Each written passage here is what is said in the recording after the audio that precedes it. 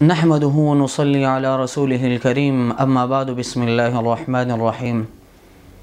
عزتمندو، رمضان المبارک میاشته او دا په مسلمانانو باندې د الله تعالی د طرف نه یو خصوصي نعمت او د الله تعالی د سیټ نه یو خصوصي فضل و کرم دی.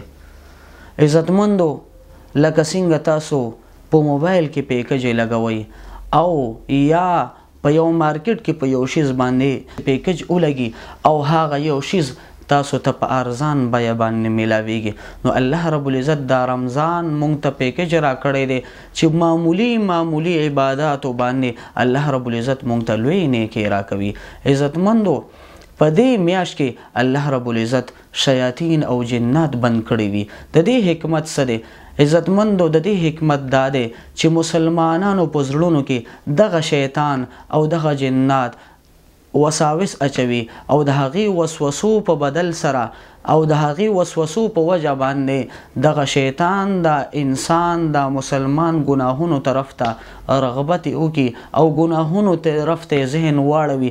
نو الله رب العزت په دې میاشت کې شیاطین بند کړي دي د دې دپاره چې مسلمانان صحیح انداز کې عبادت وکړي او صحیح انداز کې د بندګۍ حق ادا کړي. خو د دې باوجود هم د انسان د مسلمان نه ګناهونه کیږي. د هغې وجه څه ده؟ عزتمندو، شیطان د په زړه باندې 11 میاشتې محنت کړی وي او هغه د 11 میاشتو زړه کې کومه ګندګي ده، هغه زړه یې کم زنګ شوی دی، د هغې د وجې نه د ده نه ګناهونه کیږي. هغه نفس په ده باندې غالب شي، هغې ګناه طرف ته متوجه کړي. او دویمه وجه دا ده چې مولانا شاه محمد اسحاق رحمه الله فرمایي، وایي دا شیطان چې دا کم غټې درجې والا دی دا خو بند شوي، خو دا کم د وړې درجې والا شیطانان دي دا قید شوي نه دي، دا بند شوي نه دي.